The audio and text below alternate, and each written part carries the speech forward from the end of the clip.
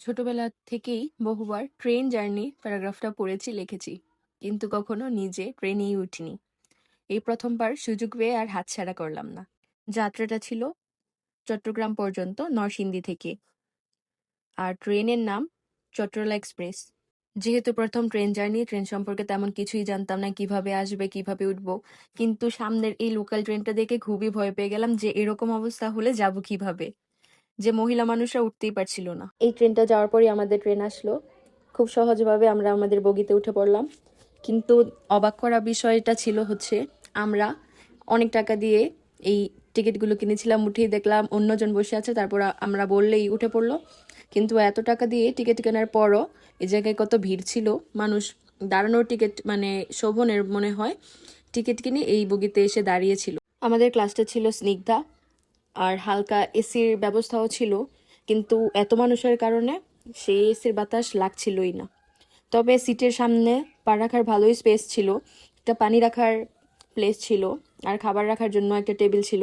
যেহেতু এটা আমার ফার্স্ট ট্রেন জার্নি ছিল, তাই আমি ওদের খাবারটা ট্রাই করতে চাচ্ছিলাম। এজন্য ওদের নাস্তা নিয়ে নিলাম। 150 টাকা দাম ছিল। একটা কাটলেট ছিল, একটা চিকেন, আর 2টা রুটি ছিল, চাক রুটি। এমনিতে আমার টেস্ট 10-এর মধ্যে 5 দিব, কারণ সব কিছুই ঠান্ডা ছিল।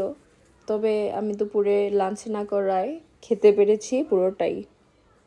এমনিতে ট্রেনের মধ্যে বসে খেতে ভালোই লাগছিল, আবার বাইরে দেখতেই পারছেন কত সুন্দর প্রকৃতি দেখা যাচ্ছে। আর সময়টাও ছিল বিকেল টাইম, সূর্য ডুবা ডুবা অবস্থায়, ভালোই লাগছিল। এরপর আমি আর মা মিলে চানাচুর আর বাদাম খেতে খেতেই টাইমটা পার করে দিলাম।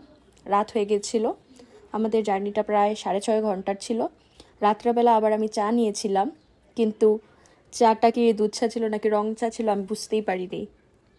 প্রথমে যখন হাতে নিয়েছিলাম তখন দেখেও বুঝতে পারিনি, আবার খাওয়ার পরও বুঝতে পারিনি, কারণ টেস্ট কেমন ছিল ওটা আমি এখনও বলতে পারছি না। তবে যেহেতু অনেক লং জার্নি ছিল, চা খাওয়ার পর মাথা ব্যথাটা অনেকটাই কমেছিল।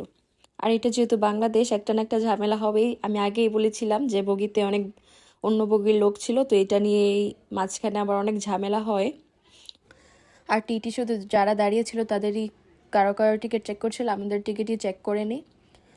এই ট্রেনটা অনেক আস্তে আস্তে চলছিল, হয়তো কোনো সমস্যা ছিল, এজন্য আমাদের পৌঁছাতে অনেক লেট হয়ে গিয়েছিল। তো আমার প্রথম ট্রেন জার্নিকে আমি 10-এ 9 দেব। অনেক নতুন কিছু দেখতে পেরেছি। আজকের জন্য এতটুকুই। আসসালামু আলাইকুম সবাইকে।